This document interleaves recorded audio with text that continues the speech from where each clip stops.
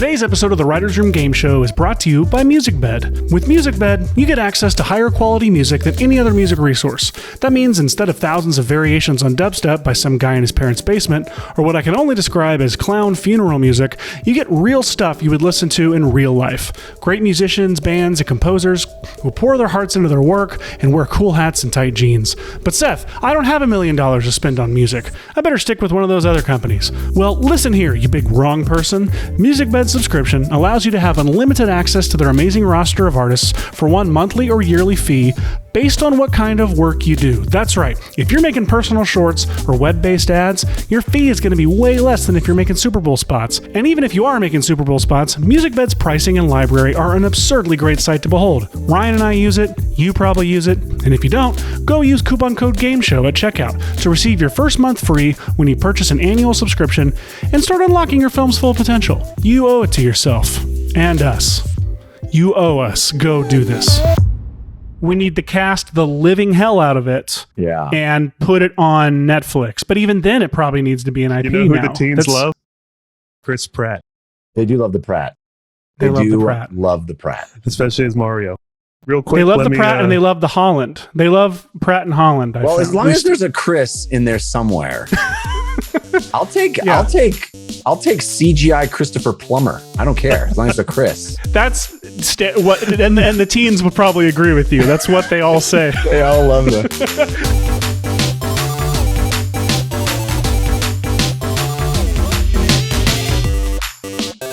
Everyone, I'm Ryan. And I'm Seth. And welcome back to the Writers Room Game Show. It's the podcast where every week we generate an original feature film idea from scratch in under 60 minutes, working from a set of random prompts given to us by a big Hollywood studio. At the beginning of every episode, the studio, which is really just an iPhone shortcut, assigns us, the contestants, a new project consisting of 4 components: the genre, the tone, the demographic, and a studio mandate, which is basically just a random thing that the studio is requiring. We then have 1 hour to develop a feature film idea that fits the assigned criteria with surprise roadblocks along the way. Surprise roadblocks. And at the end of the episode, we will focus group the idea with someone of the target audience of which we were assigned, and we'll ask them actual dumb focus group questions. And if they answer positively, essentially with this season, we're doing this on a points system. And if we get what is referred to it's by everyone in the industry as a perfect 40, it'll make sense to everyone who's ever done this. Then we win. We win and we roll around in money for 8 hours. And if they answer negatively, we get a negative score, a perfect 0, or anything in between. We'll quit screenwriting altogether and then we'll do it again next week. Because that's how quitting works. Seth, I'm very excited about today's episode. We have a special guest on our show. He's an actor, comedian, and podcast host. You may remember him from the Totally Rad Show, where he talked pop culture with Dan Trachtenberg and Alex Albrecht. You can now catch him as a host and dungeon master on the live roundtable RPG show, The Dungeon Run, as a co-host of video game podcast DLC, the comedy science show We Have Concerns. He's got a lot of shows. And my personal favorite podcast, The Filmcast. Ladies and gentlemen, welcome Mr. Jeff Cannata to the show. Thank you. My goodness, what a lovely, warm welcome. I'm pleased to be here. Yes. We have nothing but warm welcomes for, dude, we're so excited to have you here. I went to make a sarcastic joke, but I'm just too stoked to have you here, man. Well, it's been a long time in coming. I know you guys have been asking me, and my schedule's a little nuts, but I appreciate you being patient and still open to me showing up. And I'm excited to do this. You've had a lot going on lately. You just moved recently, right? I did, yes. I relocated to Colorado from Los Angeles. So. Oh, wow. Yeah. Everyone's leaving LA. That's right, you just man. had a friend move to Canada, right? I wish. Yeah. I would love to move to Canada, but no, they won't have me. Jeff, before we get our call from the studio, is there any movie genres or movie types of movies that you would be interested in writing? Oh, well, I've written several screenplays, none of which are, any good, but I have. Welcome to the club. Then welcome to the Writers Room Game Show. You're in good company. Perfect, right? I mean, I love comedy. My favorite kind of movies are the movies that probably shouldn't be movies. Just two people in a room. My favorite movie of all time is My Dinner with Andre. So that's what we're looking at. So the classic two people talking movie. Buckle in, listeners. You're in for some thrilling excitement tonight. It would be incredible if this is our first episode that there's no plot. It's just us talking to each other, and that's the movie. Yeah. Oh yes, the first episode where there's no plot. That's definitely it. Would be that kind of milestone for sure. Oh, that must be the studio. Must be. I'm going to take the call. Let's see what we're writing. So, Jeff, hello, studio. If you're not familiar, the studio likes to call Ryan to tell him that he emailed me. It's a system that's foolproof. Yeah. No, it sounds like that system got studio notes. Yeah. No. Yes. Yeah. We'd love to write that. Okay. Thanks, studio. Catch you later. Seth, they said they emailed you the assignment. They did email me the assignment, and I'm looking at it right now. Gentlemen, today our genre is going to be teen comedy. We're writing a teen comedy. Teen comedy. Okay. So it's for the teens. Nobody I'm better tied into than the teens. Same here. I got my finger on the pulse of what the teens are into. Just drowning in teens over here. Yeah. That's gross. Not really, everyone. Might want to word that differently, Seth. I might want to reword it, so I'm not drowning in teens. Tone of it needs to be happy and transitioning to gloomy by the end. That's the tone. That's what being a teen is all about, I think. Okay, yeah, let's go with that. The demographic, wow, the demographic is going to be... Is that listener submitted? It is listener submitted by someone named Mark. So, Mark, thank you for not understanding the concept of tone. Our demographic is going to be boys aged 12 to 17. Okay, that checks out. Teen comedy. Right. And 12 to 17. Okay. And the studio mandate today is that we're open to ideas. Feel free to re-roll one component of your choice. So, gentlemen, is there any... we can re-roll any component. We can re-roll genre, we can re-roll our tone, or our mandate, or our demographic. I say genre. I would love something a little bit more specific than... I mean, I guess teen comedy is specific. Like I say we let our guests choose. Yeah, no, I'm down to re-roll genre. As a non-teen, I fear how condescending I would be to the teens. Pandering. All right, so they're a very sensitive audience. Yeah. All right, well, I'm re-rolling the genre, and we got sci-fi. So, all right, that's sci-fi. Sci-fi. You know what? Happy to gloomy. I'm still gonna make it a little teeny. I don't know. it's sci-fi with teens. It is for 12 to 17-year-old boys. There you go. Yeah, it is for 12 to 17-year-old boys. So, do we want to roll another mandate just to have one, Seth? I feel like that'd be fun. Look, I don't make the rules. I do. This is our podcast. So yes, let's re-roll. Let's get a mandate. Studio wants a PG-13 rating. Guys, we couldn't... That's easy. Yeah. This is 17.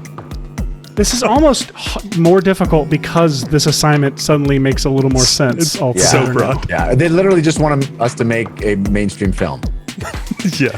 However... just make a movie that will sell. That's what they're saying. I get it. Which again is just a standard assignment from a studio. Like literally, it's like write us a movie that will make money. If it's 2021 and we actually get the assignment from the studio to make a sci-fi PG-13 movie for boys age 15 to 17, we're going to need to license an IP.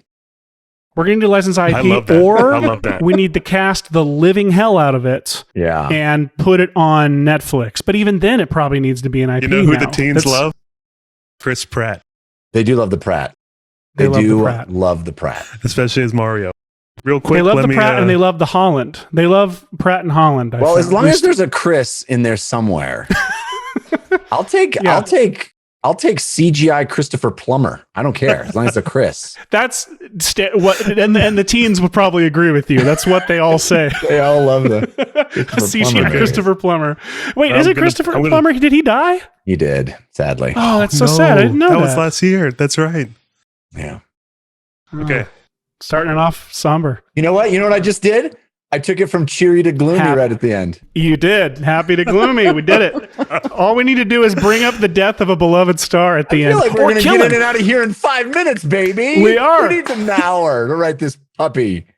So we hire Chris Pratt and then we kill him at the end, but literally kill Chris Pratt. We don't actually kill the character. Yeah. That's what makes it so sci-fi is that it breaks the fourth wall. It's a movie about making a movie with Chris Pratt where the movie kills actual Chris Pratt. No, so it's basically like a Charlie Kaufman film about 14 minutes. about what You know what the title is? You know what the title is, guys? Pratfalls. Good sweet God. Sweet Lord. Falls. All right. Our film is good. called All right, Pratfalls. thank you for Did you say not listening. good? Did you say not good? Good God, I'm good. Oh, I thought you were like, but your not comment good. Like also applies. just turning on yourself audibly. I turned on myself. Okay, we got star power for sure. I think that's probably a good. I don't know how this podcast works. Do we ever use an eraser? Because I feel like the eraser is needed for a lot of the stuff we've already established. Oh, we erased. Are we really making a movie about the killing of Chris Pratt? No, we're not. No. Nothing sticks. Nothing sticks until we'll feel. It's like a standard writer's room. We'll feel it in the room when something's really stuck. Okay. Definitely. I feel like it's a little mean-spirited to actually kill Chris Pratt, but no, I don't want to kill Chris Pratt. That's not necessary. No, Twitter did that enough last week. Heyo. So what do we do? Do we look at comps? Like, do we really want to? We have the authority to license an IP here in this world. Do we want to do that, or do we want to actually try and write something original? Let's go original. I mean, I was being mostly tongue in cheek when I said that because the studios, they don't know how to make a sci-fi movie that's an original concept anymore, but we 100%. do. We do. And you know which ones that we know how to make? We know how to make, let's see, Edge of Tomorrow, not super recent, but a really good example of original sci-fi that made no money, but was absolutely spectacular. What are some of your faves, Jeff? Like what like sci-fi? I mean, I love a time travel movie. I love a I like hard sci-fi. I like real, where we're talking about interesting, deep concepts that really mess with your brain. I like your pie. I like your I'm into The Foundation lately. I mean, I love those books, but I haven't watched it yet. I hear is it great? It's pretty good. I mean, I was very skeptical because I love the books, but it's not shabby so far. Not shabby. Not shabby. Ryan and I are smirking because we got assigned hard sci-fi one week and it didn't go great, Jeff. Okay. We didn't have a very firm grasp on what hard sci-fi actually meant. Yeah, we thought like, oh yeah, it's like Blade Runner, kind of like, and it's like, oh no, this is sci-fi based in like science reality. And fact. Yeah, in science. It's we like thought it meant just fact, go hard basically. We thought it just meant tonally hard, like Blade Runner. We just went Blade no Runner. One smiles in it, just like hard sci-fi. Exactly. No mirth. Oh man! So we kindly asked that if you ever listen to old episodes, you not listen to the hard sci-fi episode. Well, now that's the one I want to listen to first. Well, good God! Foundation Pie. My notes are terrible. Pratfall's Pie Foundation. They make no sense. I mean, Pratfall's pretty good. Pratfall's. All right. What? I mean, I always love a good time travel story. Okay. What are the sci-fi comedies? We can talk about like intergalactic. First Contact is always good. First Contact with aliens. Yeah, that's a good sci-fi premise. Especially, I mean, to me, first thing I think of when I think of the target audience, the PG-13 rating, is just like making a teen the protagonist, just to have a point of view of that person. Yeah, I think of there's those sci-fi. What is it like? Well, you have teen, or you have like the teen 20s, like because like by that I mean like. Someone who's clearly in their 20s, nearing their 30s, but they tend to play teens, or they are just too old to play a teen, like Ben Affleck and Liv Tyler were in Armageddon. Right. Clearly older than what they're supposed to be playing. Man, if this were the 90s, we could just churn one of these out so easily, because that was back when we had like Independence Day, Armageddon, yet any kind of like sci-fi movie, PG-13 sci-fi movie could come out and we'd be there. Like... what about a teen who realizes his parents are robots? And the movie's called Raised by Robots. Robots. I'm only pronouncing it that way now. Is that the Spielberg movie AI? I forget anything that happened in that movie, but I think it's the other way around. He's realizing he's a robot. Yeah. He's robot, yes. Yeah. And he gets very quickly rejected by his parents. And it's super sad. And then the movie's not over. Happy, but we've got like First Contact, we've got artificial intelligence. These are all hot right now with the teens. We can go averting global calamity. We got potential disaster. Those are still hanging change. on. Yeah, and those are still hanging on tight. We got the one with the Rock wasn't much too long ago. You're gonna have to be more specific. I think he's the one with the Rock, guys. It's just called the one with the Rock. The one with the Pacific, not Pacific Rim. It's the. Didn't he did an earthquakey one, and he did that one. He's done multiple. Wasn't that wasn't he? No, he did the Rampage. Right. They're all Rampage the same. Was one too, yeah. And then you've got Geostorm as well. Geostorm. Geostorm. That's not the Rock, but it may as well. Should be. Yeah, I don't know. Uh-oh. There's so many ways we can go. Oh, it's okay. I'll come back. Okay. He always comes back.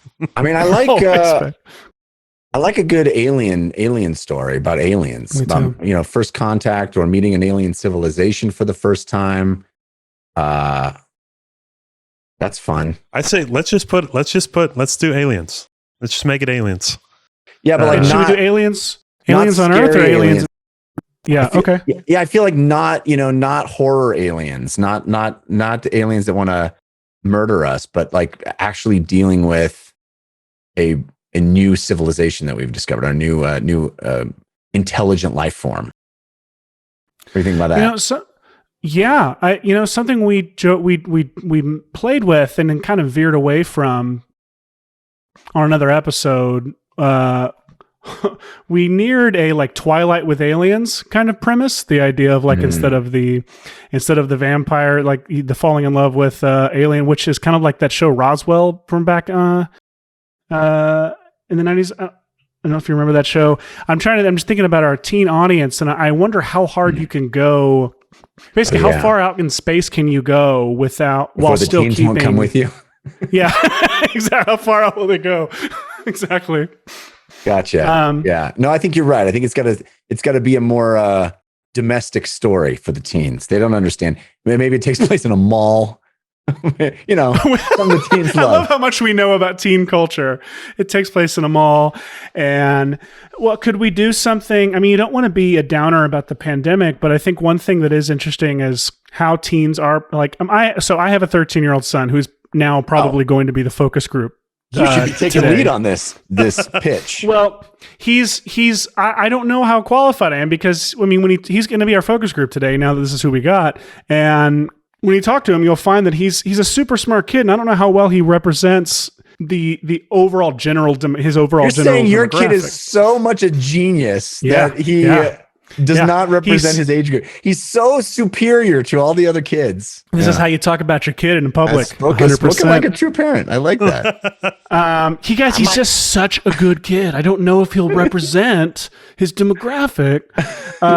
But I will say this, there's opportunity to like maybe process the pandemic through like this kind of like fictional narrative, like in some way. I only know what I mean by that in like an abstract, like vague ways. I'm so tempted to tell you an idea that I already have, but I feel like that's not the spirit of this podcast. It happens every week. Actually, it does help if you're willing to tell it. It does help process and get us and get stuff out. Yeah, we do that every week. I almost always will refer to an idea that I'm working on outside of this. I'd rather come up with something organically with you guys instead of imposing an idea I've already been working on. But I do think that there is absolutely a possibility of processing the pandemic and the isolation of that through a sci-fi idea. I think that is. Ooh, isolation's the right word. Yeah. Especially something that is as more abstract and subtle and not so in your face like so many pandemic era, kind of things that we've seen so far. Like a lot of stories that you have where like, say you have like a character who's in isolation and they're told like, don't take your mask off, don't go outside or don't whatever. It's normally like a story of like, of a character like coming of age and taking a chance and taking the mask off out in the real world and like realizing, like divorcing themselves from like the rule of their parents or the rule of whoever is like in charge of them or keeping them trapped up. And we don't want to tell that kind of story because that's dangerous right now. Thematically, you want to tell a story to where like people telling you to keep your mask on should be listened to. People telling you to like be safe and considerate of others in this way should be listened to. And has anyone told a story that way where it's like stories that are of isolation, or like a lot of sci-fi movies where people have gas masks on and are told not to take them off, they end up, the transformation of the character ends up ending with them taking the mask off as like an act of risk. But like, I'd love to try and figure out how to tell a story like that where it's not, where like keeping them, wow, I got cheesy real fast, but keeping the mask on is the heroic move. No, that's probably bad though. No, there's something interesting about that. I mean, trying to get to a place of selflessness and thinking of others. I mean, I'm pro that notion, and would love to. What if you were? What if you were anti that notion? There's plenty of like people on this who are. podcast outwardly. Plenty of people who are, and plenty of people who just advertise it. Plenty of people that are making money just because they're such dicks. Anyway, sorry. Can you think of how rich we'd be if we were just dicks, Ryan? Okay. Yeah. Oh man. Too bad we're so great. Yeah. Not as great as your kid, though. Let's be honest. Not as great as my kid. Let me tell you. Oh boy. Yeah. No, that's really interesting, and I feel like this might be aside from that point, but trying to put myself in my teenage body watching these like big something I liked in these like big blockbusters, at least with characters that maybe had kids or teenagers or young adults sort of as the protagonists, is that idea of, especially in sci-fi, as like exploring or making a big discovery, and sort of, like a Super 8 kind of thing where this group of kids made a discovery together and they share that secret with them, and they go on this journey, and they take on this thing that's much bigger than them as kids or teens. That's a great point. I will though throw at that. The first thing I think of is a really smart exec I worked with once told me, and maybe you guys can disagree with this, but they said like the thing about like like every kid wants to watch something for the age group older than them. Like, yeah, sure. Yeah, totally. So like Super 8, like that, like back in the 80s when those movies were made, like it was like kids that wanted to see those movies, even if they starred teenagers. And so thinking about it, it's like, I feel like that's why totally I kind of lean towards like the 20-year-olds, it's like the teenagers want to see the movie with either the older teen or the like 20-year-old in it. Yeah. Yeah, almost like the target audience, 12 to 17, would be like a rated R movie because that's what the kids want to see. Or the at least like a 15-year-old me is like, oh yeah, I want to go see that rated R movie. The thing that's going to want to make every 12 to 17-year-old boy go see a movie is to put Deadpool in it. And unfortunately, that's like that's the thing that's going to make them all either put Deadpool or Tom Holland or Chris Pratt, and they're there. So like Chris Pratt just made a movie, a sci-fi movie that wasn't an IP. So like, what? Oh, yeah, what was the Amazon one? Yeah, the Micah. Why am I losing the name of this? Tomorrow War. Tomorrow War, yes. Pratfall. Tomorrow War. Pratfall. Happy but gloomy. Pratfall. So yeah, dude, like, I don't know. These are always tough when we don't get the mandate because it's like we are completely creating it from scratch. Yeah. So, to give you the update, Jeff, like halfway, some point in the episode, like based on a random timer, we could get a wild card mandate from the studio, and normally we get those, and they help when times like this. They will help us, like, especially if they just give us the plot. Yeah, but they'll help us like focus and hone in an idea. That's the hard sci-fi episode. We got the plot from it. We literally got the plot in the wild card. So there is still hope here. Okay. What are we feeling so far that we've talked about? I like the idea of tying in sort of a subtle nod to like the pandemic, but for that, because the idea is so abstract, I'm having a hard time with it. Well, that's why the word isolation I really stuck to, because I feel like that's a word we can externalize that. We can make that into something. We can come up with a million scenarios around the word isolation or concept. So like, well, let's talk about like setting. Maybe that'll help us rein it in. Like, do we want this on Earth? We talked about it being domestic, like about not being able to go too far out into space, but if the people are pretty enough, we can put them on a spaceship. That's the most cynical thing I've ever said. Yeah, I mean, you could do fish out of water in a number of different directions. You could do a fish out of water in space, in an alien world. You could do the other direction where we're still on Earth and something is invading our space, our planet. I don't know. I kind of like Earth. Bringing aliens. Yeah, I can take it a little bit. Sorry, I just love out of context. I don't know. I kind of like Earth. Less and less. I like the idea of aliens coming to Earth personally, but I also know, like with our tone being happy then gloomy, I'm like in my head I'm like isolation story. It's like What about a kid who is convinced the new kid in school is an alien? Okay. I don't know. And has enough evidence to like believe it, but not enough to prove it. Right. That's actually fantastic. And the new kid like is an alien. Like, and they are. Yeah, they straight up are. Yeah. Do we know? Like, is it one of those things where like, are they messing with them, or is it a thing where we know because we're being given the point of view from both characters, or is it a thing where the audience can go in and out of feeling confident? Yeah, that's interesting. I always like that. I'm sure of one thing and then I'm sure of the opposite thing. I like that in a screenplay. It's fun. But I also there's also a benefit to literally us ahead of our main character and knowing that it's an alien and seeing the whole crash landing or depositing or whatever, and then the thing walking into school and mimicking the kids and yeah, we see it morph into a humanoid body. What's the alien's motive? Okay, because first thing I think of is like a Buzz and Woody dynamic of like everyone loves the alien. Everyone thinks the alien is like super cool, and the main character is like, but guys, you don't understand. And you want them to be in a place where they are afraid to say out loud that the person's an alien, because you don't want to go on record as having said something that's stupid. The protagonist is alienated because of how they feel, because of what they know. I wonder if there's a way to do this premise. I mean, because my brain immediately goes to a lot of terrible ideas and terrible movies. Comedies. Yeah, like terrible, like goofball stuff, which is fine. We can go that direction, but I wonder if there's a way to do this concept that's legit cool.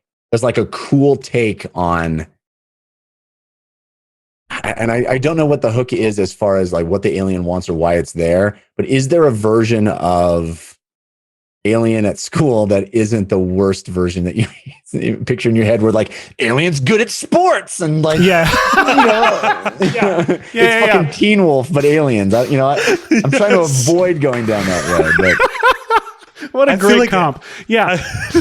Also, I feel like I can curse on this show. I apologize for dropping. Yeah, you totally can. No, you totally can. Yeah. We bleep F words, but everything else stays. All right, sorry. No. It's actually funnier when it's bleeped. So you're great. Like you're not committing a single sin. We both. You're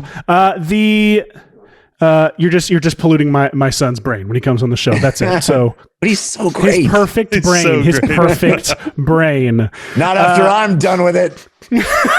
No, Jeff Cannata.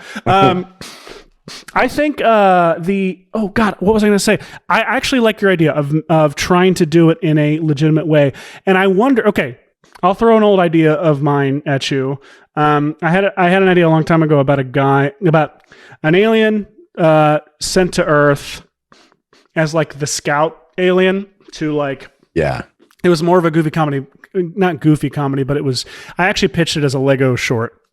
And it was all about like an alien sent to pose as a human, and the alien ends up becoming like super buddy and friends with humans and immediately loves human culture. I imagine it like a Will Forte kind of voice as this character, and he's like, and he's literally like a human with like an alien Lego head, like not at all fooling anyone. Funny.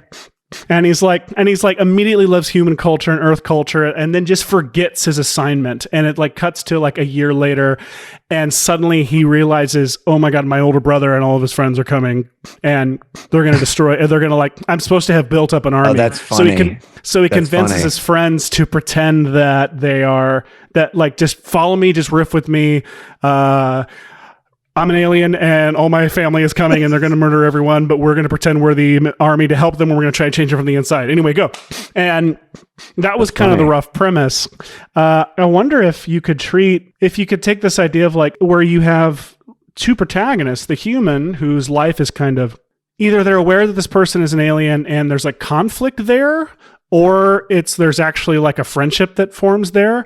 And the idea of the alien that is like, Now it's like, well, I was sent here actually for nefarious purposes, but now I absolutely don't want those things to happen, and so I don't know what to do now. Yeah, I mean, if the alien sort of loves being a human, but they know that they can't reveal if they're an alien because that would ruin it, and there's a human that knows it's an alien, and they're like, finally, like somebody knows, like they've made a friend, but they have to stop especially because I feel like it needs to ramp up to like a big third act like set piece where the aliens actually arrive because it's a sci-fi movie for teen boys. I mean, what's funny about your idea is that the alien forgets, like it gets so into just being a human that they forget that that's why they were sent. And then one day they're like, oh no. And they look at the clock and they're like, the invasion is scheduled for Tuesday. Shit. That's funny. But it made me think of something else, which is what if the alien isn't another student, it's the teacher? What if it's my teacher is an alien and you have some sort of That's the title. Yeah. Well, there's a book called Teacher from the Black Lagoon that's similar that I remember reading growing up and my kids have read. But keep going, Jeff. I want to hear what you're maybe going. I'm ripping that off without knowing about it. But no, you're not. It's different. I guarantee you. What if it's sort of a Last Starfighter situation where the teacher was sent to Earth to like cultivate the best student to be recruited into alien intergalactic something or other. Yeah. And this only this thing I worry about that is the creepiness of the teacher student extracurricular relationship. Like, and maybe that tension is good and we can like work from that, but that's a different thing. I feel like it's a different thing now. The like hanging out with the teacher after class. And I love the idea of kids in teen movies where they're like, we need to recruit a teenager for our. And so I was like, I mean, there's lots of capable adults. So, well, what would the benefit of it being a teacher be? Like, where would either? Well, I asked that question from like the perspective of the aliens. Like, why do they want a teen? And I mean, just to play this out, they want a young, malleable mind and a kid at the sort of the height or precipice of their physical usefulness, right? You want to have coming into the state where you'd be most, your prime, genetically, right? And you also are in a position to both judge the children as far as their capacity to learn, and also implant ideas in their head as needed to sort of seed your plan, right? You're a teacher because that's how you nurture the ideas necessary to, you're sort of testing testing the responsiveness to the kids as far as, what is needed.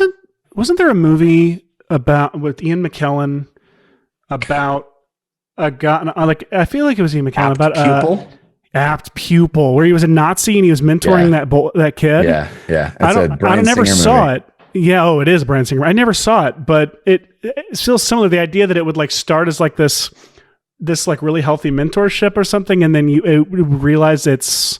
Are you talking like the alien is the alien trying to recruit the kid for good purposes, or are they trying to recruit the kid? Are they brainwashing the kid? I mean, I was in my head thinking it was Last Starfighter, like good purposes. Oh, Last Starfighter, it does feel nefarious. Maybe it could be sort of a mix between the two, where it begins as nefarious reasons to recruit him for this, evil alien army or whatever, and then he realizes, Like maybe we're also just fucking talking about Alien Harry Potter right now. That's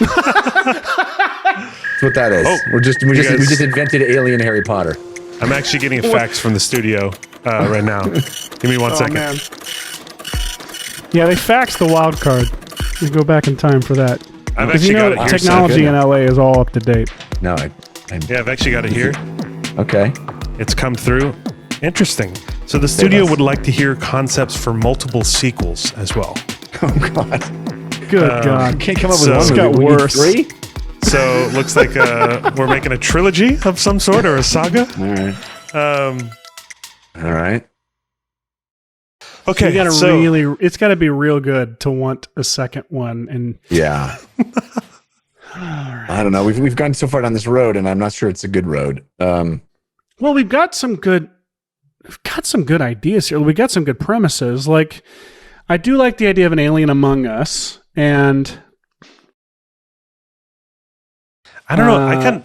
The idea of the teacher, I think, is kind of interesting, only in that it feels a little bit more unique than if we did do it like a school comedy kind of thing, or like action comedy, whatever. It does feel unique. I would argue the last Starfighter version, though, I worry it relies on a whole lot of world building that we may not have time for today in order to make us care. 3 movies, though. You are right. 3 movies, baby.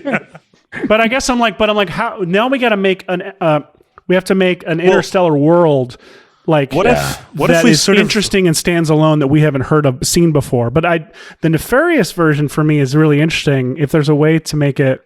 Oh, it's got to be happy, but it ends gloomy. So why not? It ends. We have our Empire Strikes Back as the first movie. It becomes hero and villain by the. Oh yeah, go Jeff. I think I might have something. What if it's not my hero's an alien? What if my teacher's an alien? What if it's my teacher's a time traveler?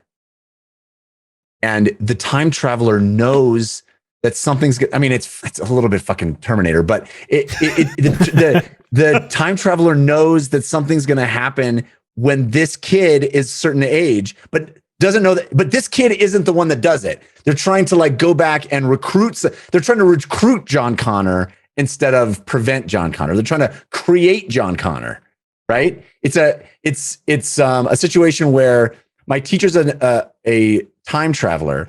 Movie 1, we get the origin story of the hero as manipulated by the time traveler.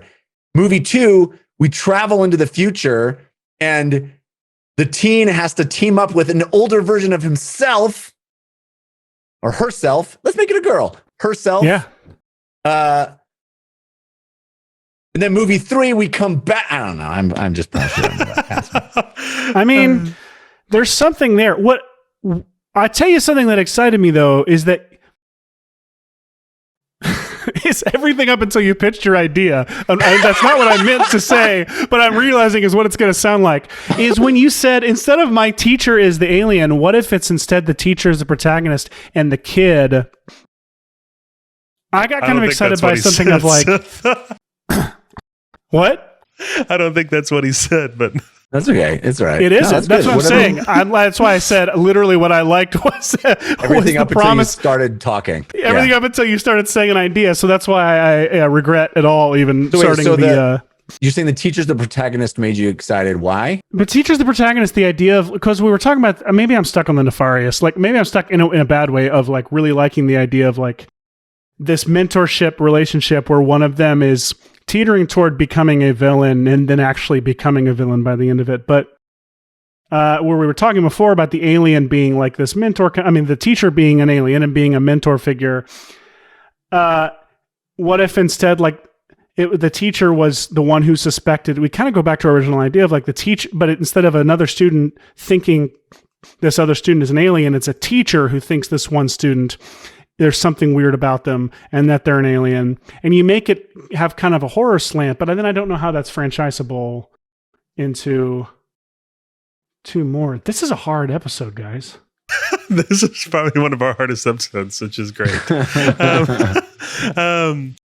Here's what I'll say too. After that, the thing that makes me, especially now that we have a wild card about it needing to be, have sequel pitches as well, it makes me want to reframe the entire pitch as sort of like, here's the 3 movies, a very like, we've got about... I did like your idea of being like, we're present day in movie 1, future movie 2, and then like weird third act of Back to the Future part 2, like in movie 3. Like I like that structure a lot. That was cool. Thinking about our tone needing to be happy and then end gloomy, to me, like even if we did like an evil protagonist, or someone who is supposed to be evil, but they turn good at the end, but maybe they're too late and it ends on a sad note, and the aliens or whoever wins the first movie and the second movie is fixed, or is spent trying to fix the problem that was created in the first film.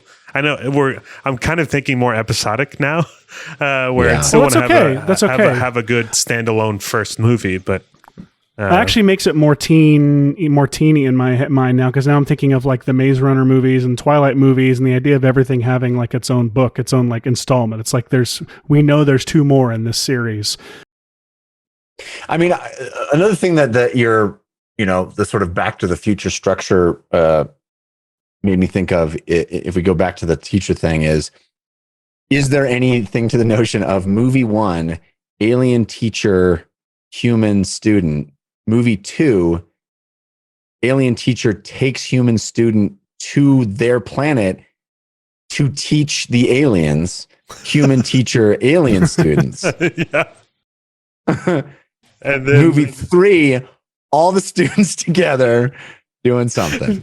Students teaching the one teacher. Saving the galaxy, Teaching the ones to teacher. You know what okay, so something, I don't want to get caught up on Star Wars discourse, but I will say this reminds me of like a thing that I was really excited by at the end of Last Jedi was... Jeff, you love The Last Jedi, right? I do. I think it's the only good of the trilogy.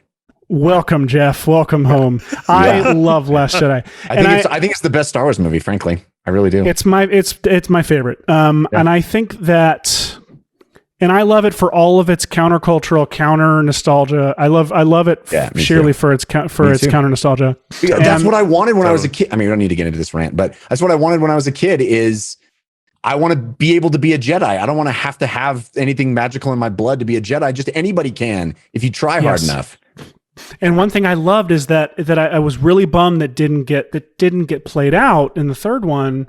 Is that, or whatever number, like you get it, in Rise of Skywalker, is that by the end of Last Jedi, it firmly planted, it like explored an alliance between Rey and Kylo Ren, but then firmly planted them both on opposite sides and got rid of any heroes and any villains. It got rid of like any like mentor heroes and got rid of any mentor villains by the end of it, to where that set the stage for a third movie where there was one hero and one villain, and they were pitted against each other, and they were bonded in a way to where I was bummed that Kylo Ren was not the bad guy in the third one, and Rey was not the protagonist. The third movie should have been, I mean, I think was clearly being set up to a Emperor Luke Vader situation, or that kind of situation with flipped.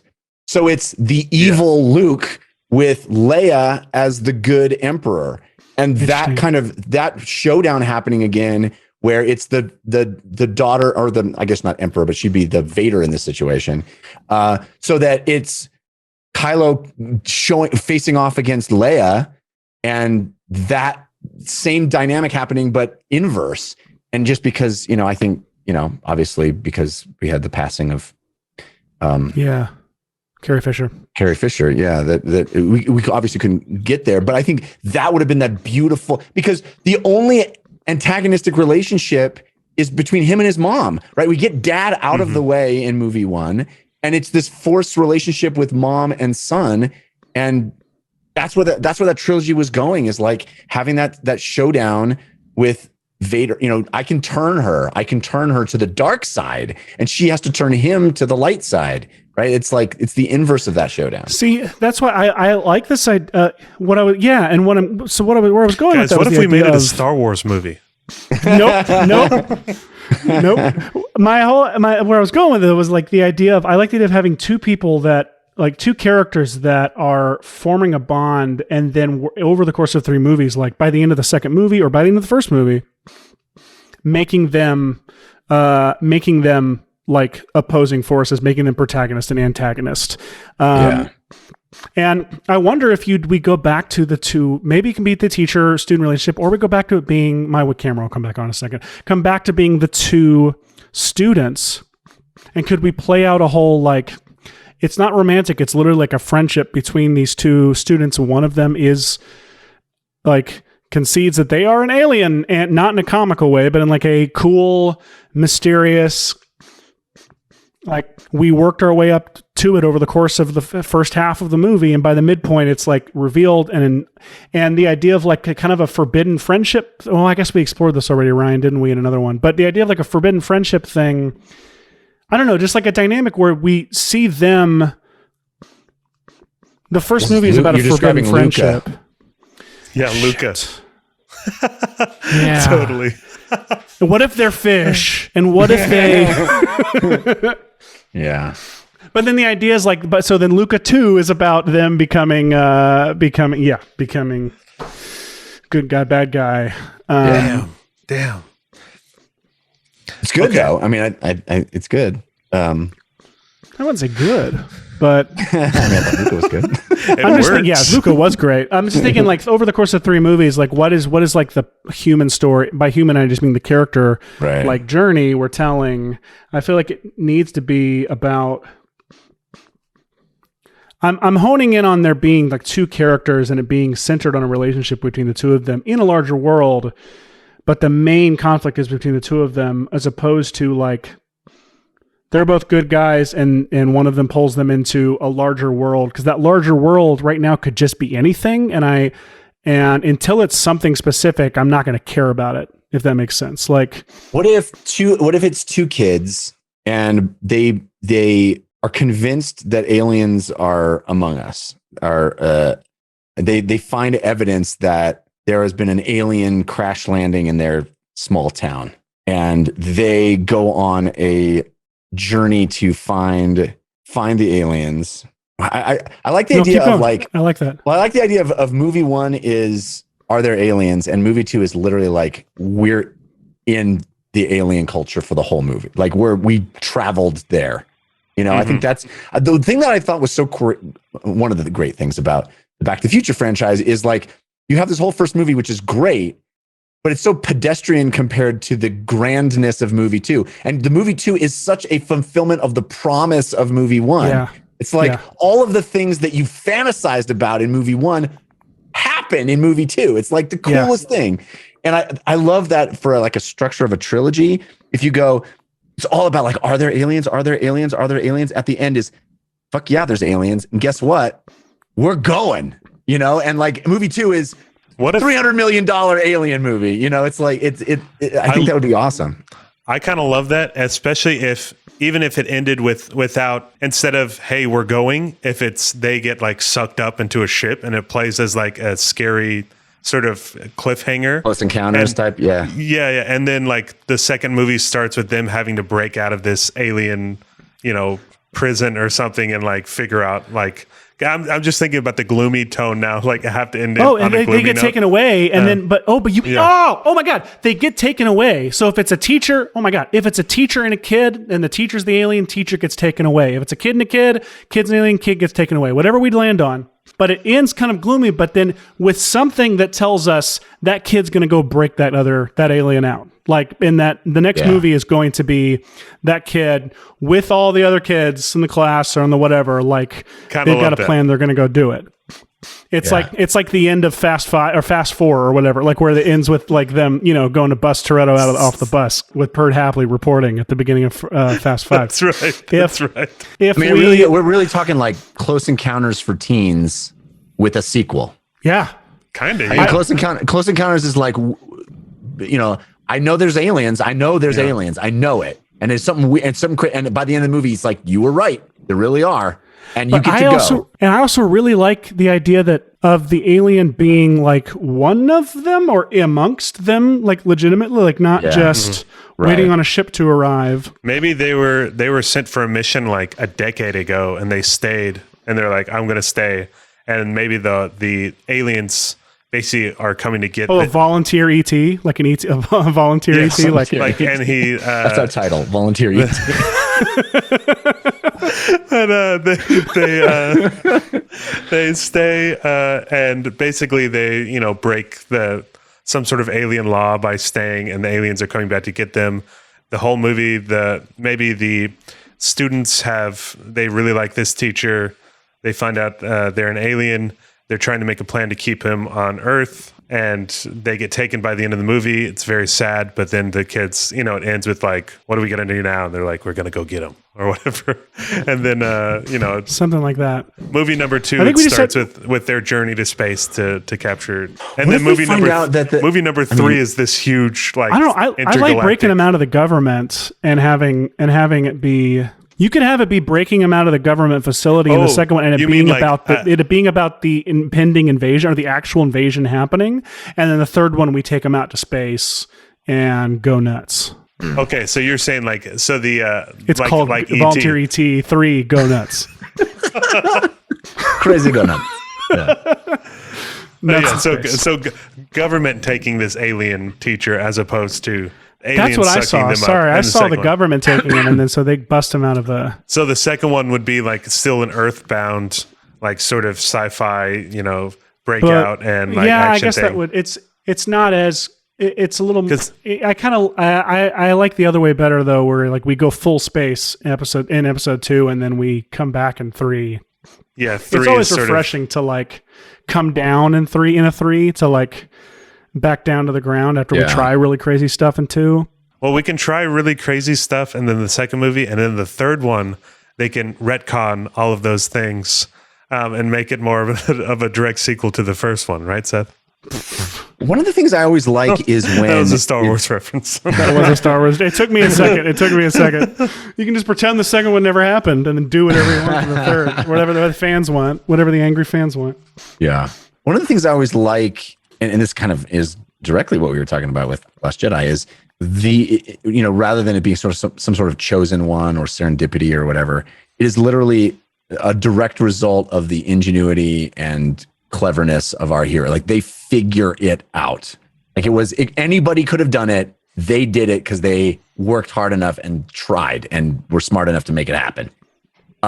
So maybe there's some sort of like process, or I don't want to even use the word riddle, but some sort of puzzle thing that's happening on Earth where the aliens, if you unlock it, if you figure it out, you will find the truth about the aliens, or you will find the alien. And I had this thought of like, what if the alien we find is ourselves? Sorry, it was us the whole time. The alien we find is super old and like the end of his tenure.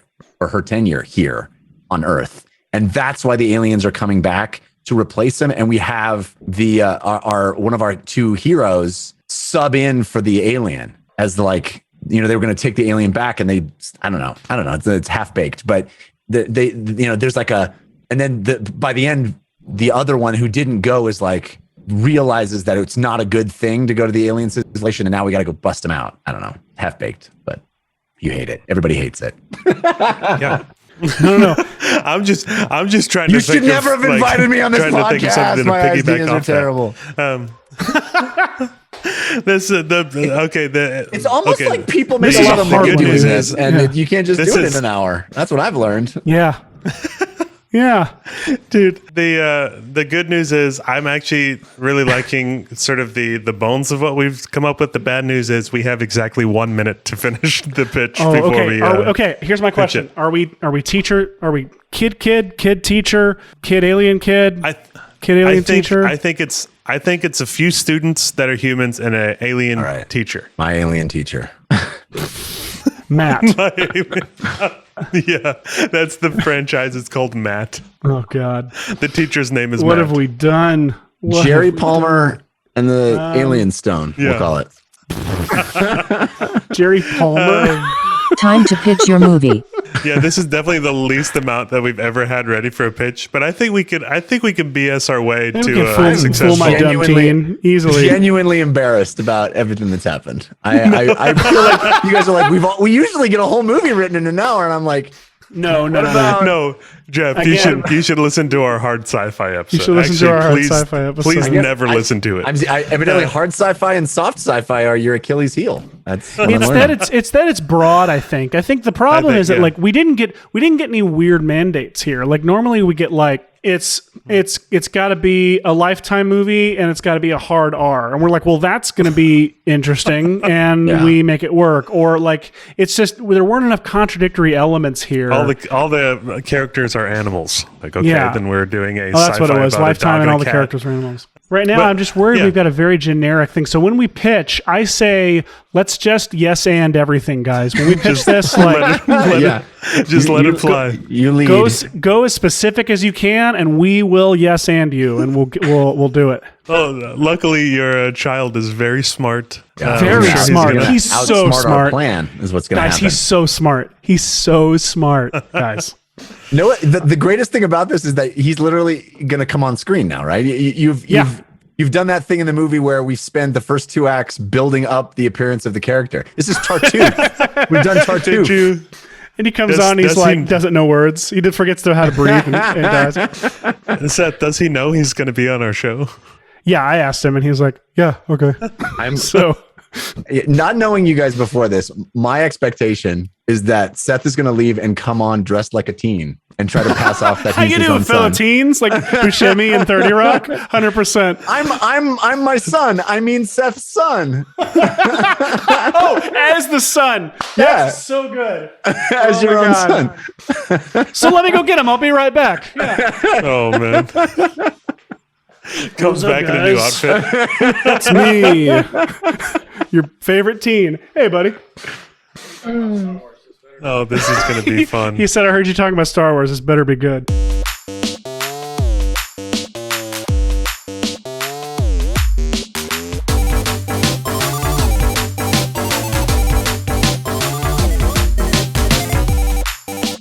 He is a 13-year-old man who looks and sounds a lot like me, but more handsome and smarter. So smart. Guys, so smart. Please welcome Mr. Elliott Worley to the Writers Room Game Show. Hello. Welcome to the show. Elliott, we've got an incredible, not only movie, but a trilogy of movies to pitch to you today. It's going to be a lot of fun, hopefully.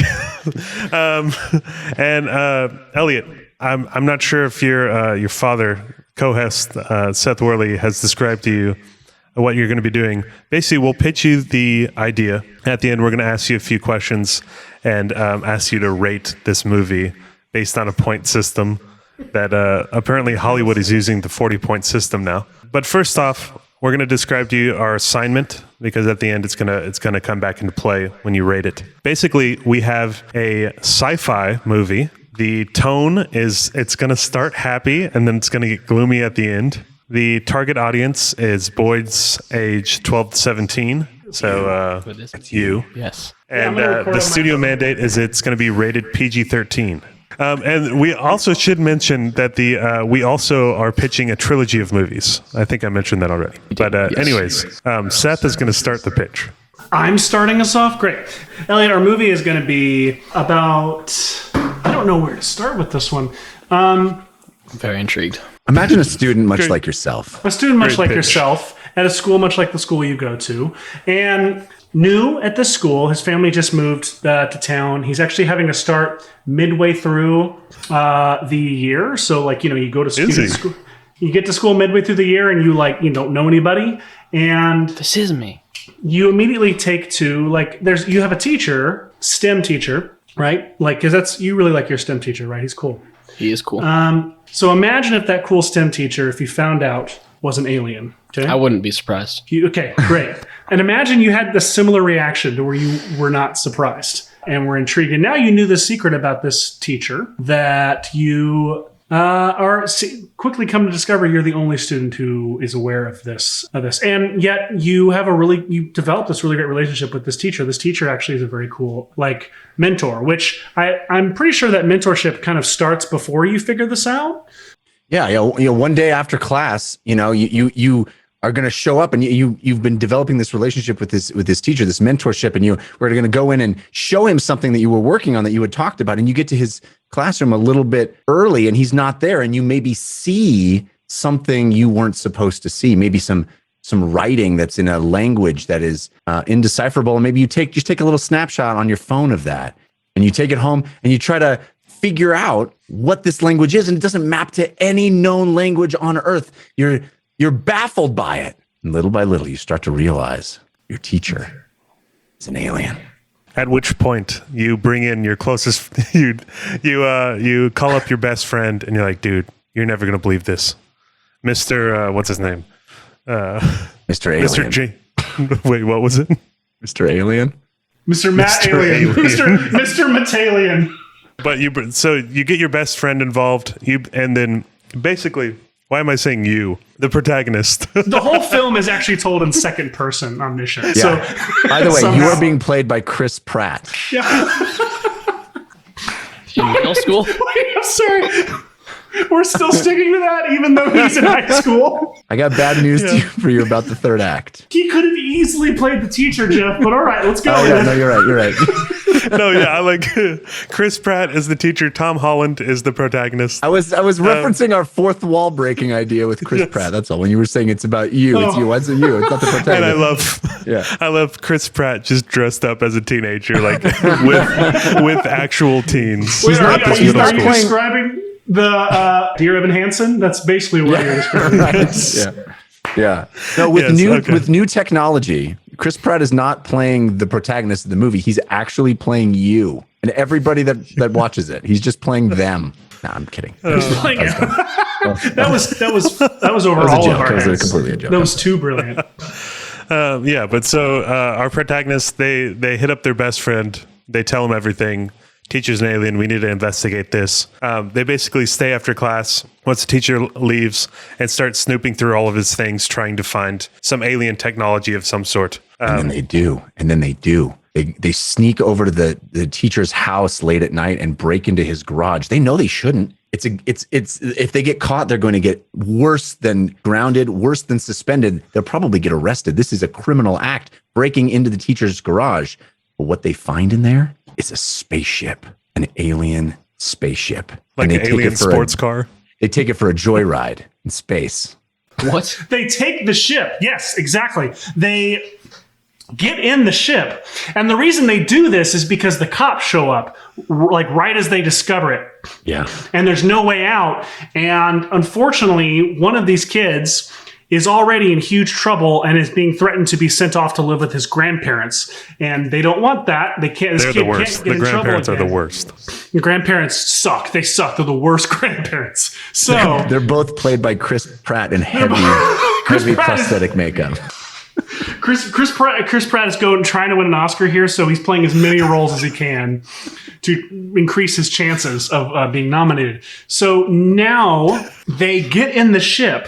It's the only way out of the house. There's no other way to get out of the house without getting arrested. They just jump into it and push a random button. It's all alien technology, all alien language. They don't know what they're doing. They push a button. It skyrockets them. Oh yeah, they just meant to hide in it. They just meant to hide in the ship. Yeah, and then they accidentally turn the thing on and they go flying out and they don't go into space. Maybe they get almost up to space, kind of Iron Man style, where they low Earth orbit, right in the atmosphere. Yeah, but mainly it's like flying all around the farmland.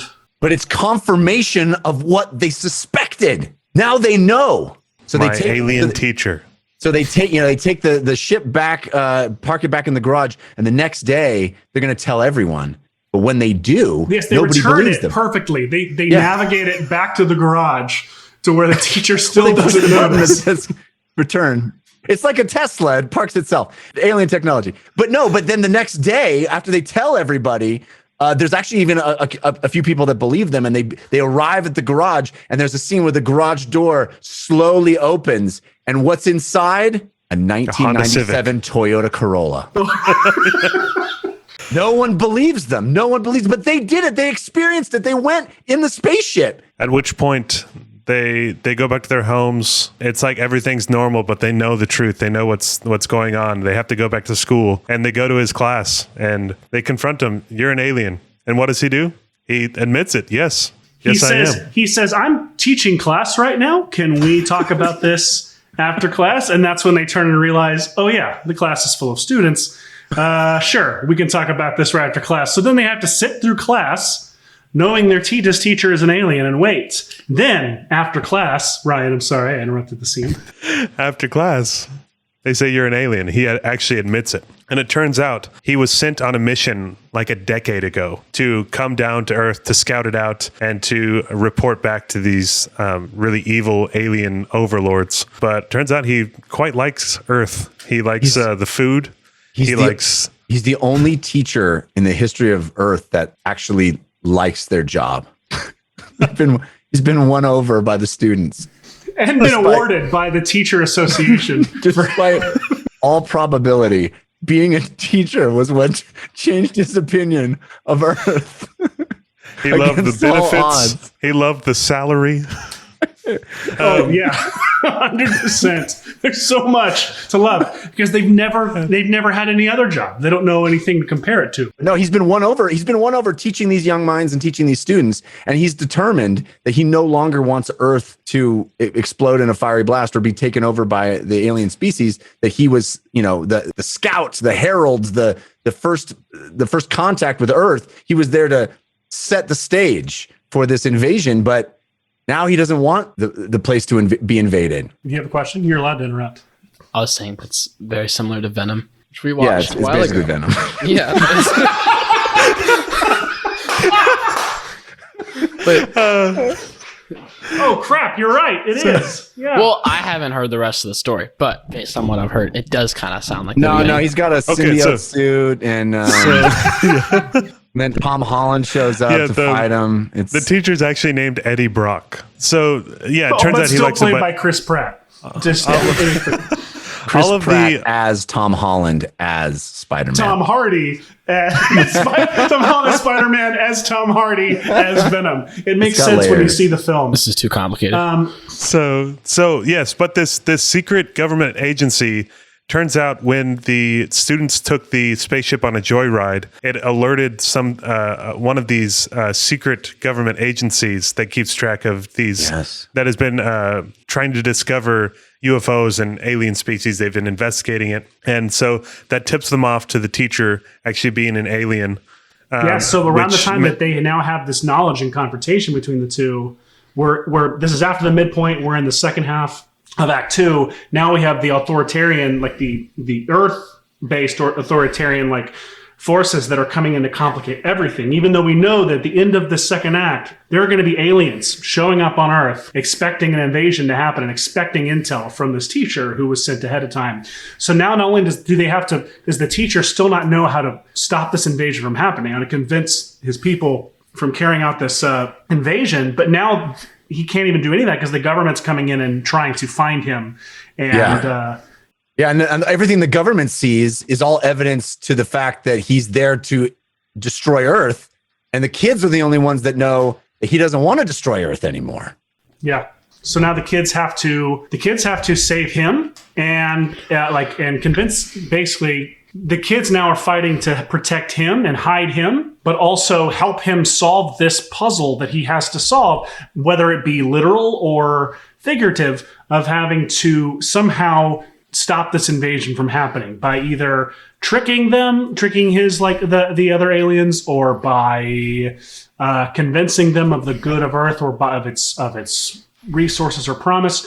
We haven't quite fleshed out the details of what that is, but here's the exciting part. The twist, the big twist at the end, is that the way the kids figure out how to deceive the aliens is that one of them pretends to be the teacher, or in some way takes the spot of the teacher and goes to space, to the alien civilization.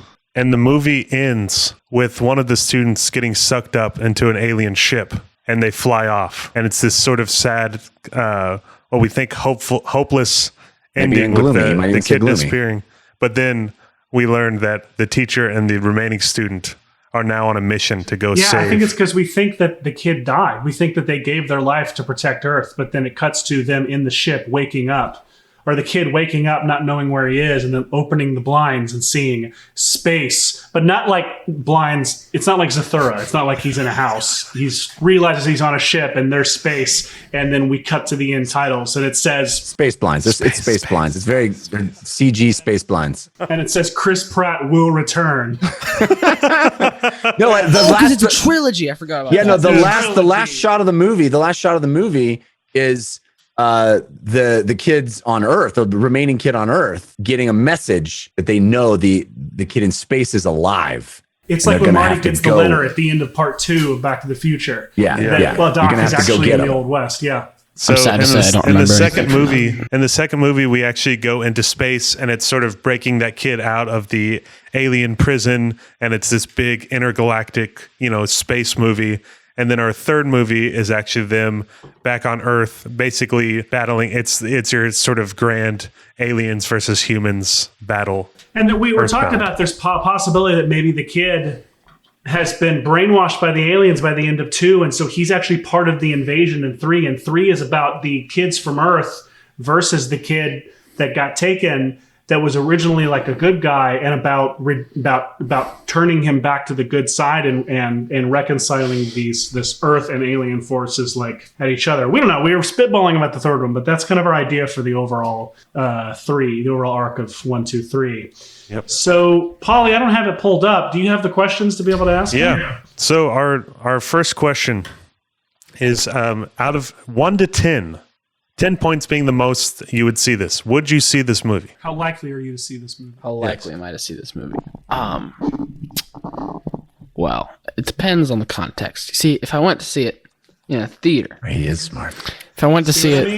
Smart. Yeah, no, you're right. What movie is that? You're so right. That thing you do. Here we go. Never seen that. My apologies. No, my apologies. I'm not really doing that. Go ahead.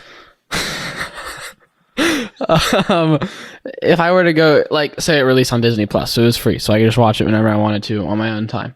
Probably 8 or 9. I would definitely watch that because that's a pretty good idea, I think. We want asses in seats, man. Come on. We got to get those ticket sales. Let's do it. How are we talking? If I was going to see it in theaters, most likely. Well, I'm still a kid, so for me, my theater life would just. Well, I would probably come to you and be like, "Father, I request to go see this crazy movie." Yeah, all the time. Don't ask questions. It's fine. And so I would go to him and I'd say, "Father, I request a ticket for this movie," and then. That you wrote in I request a ticket to the premiere screening. That you wrote and inexplicably sold in the room. Wherever you would see this, how many points? How likely are you to go see this? Sounds like it's 7.842. Pretty good. Okay, I'll take 7.842. Take it. That's a C. That's solid C plus. Okay, how likely are you to recommend this to a friend? 1 to 10. Man, it depends on the friend, but probably maybe. Well, I recommend movies to my friends a lot, so probably a 9 because I do that often, and it sounds like a pretty cool movie. You're an authority on movies. Put it on the poster. It sounds like a pretty cool movie. Well, am I supposed to be ranking? Writer's son.